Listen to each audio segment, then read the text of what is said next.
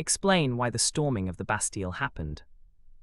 The storming of the Bastille on 14 July 1789 occurred due to a combination of deep-seated political mistrust, immediate fears of a royal military coup, economic desperation, and the Bastille's powerful symbolic role as a representation of royal tyranny. These factors converged in the volatile atmosphere of Paris in early July 1789, transforming a search for arms into a direct assault on a symbol of the Ancien Régime. One key reason was the perceived failings and inconsistency of Louis XVI, which created widespread mistrust and apprehension among Parisians. The king's response to the formation of the National Assembly in June 1789 was erratic. On 23 June, he attempted to reassert control by invalidating the Assembly's decisions and ordering the three estates to sit separately. However, on 27 June he reversed this stance and recognized the National Assembly.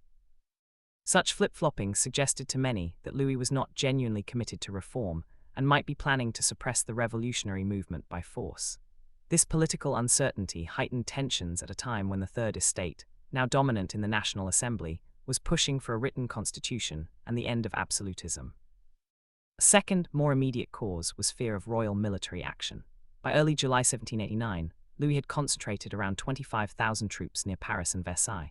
Significantly, over half of these were Swiss and German mercenaries who owed loyalty directly to the king rather than to the French people or the National Assembly. Parisians interpreted this troop buildup as preparation for a counter-revolutionary coup to dissolve the Assembly and restore royal authority. Rumors spread rapidly that the king intended to use force against the capital, fueling panic and a determination to resist. This fear was exacerbated by the dismissal of the popular finance minister Jacques Necker on 11 July. Necker was seen as sympathetic to reform, and his sacking was viewed as further evidence of the king's hostile intentions. The news triggered riots and the formation of citizen militias in Paris. Economic hardship and the search for arms also played a crucial role. Paris was gripped by food shortages and soaring bread prices following poor harvests in the late 1780s. Unemployment was high, and many Parisians were desperate. On 14 July, a large crowd, initially around 8,000 people, including artisans, shopkeepers, and some soldiers who had defected, gathered at the Hôtel des Invalides to seize weapons. They then marched to the Bastille, a royal fortress and prison, believing it contained large stores of gunpowder and arms needed to defend themselves against the royal troops. Although the Bastille held only 7 prisoners at the time and was not a major jail, it was heavily fortified and guarded. The crowd's demand for arms quickly escalated when Governor de Launay refused to surrender and fighting broke out, leading to the storming of the fortress. Finally, the symbolic importance of the Bastille made it an inevitable target.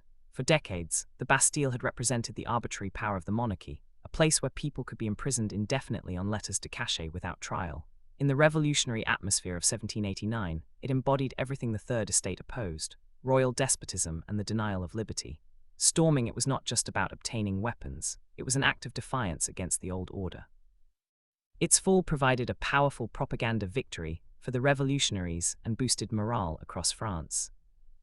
In conclusion, while long-term grievances such as the financial crisis, social inequalities of the Ancien Régime, and Enlightenment ideas created the underlying conditions for revolution, the storming of the Bastille was triggered by short-term political miscalculations by Louis XVI, genuine fear of military repression, and the urgent need for arms amid economic distress. The Bastille's symbolic status turned a practical quest for gunpowder into one of the defining moments of the French Revolution, marking the point at which popular action began to overwhelm royal authority. This event demonstrated how mistrust and fear could rapidly translate political tension into violent upheaval.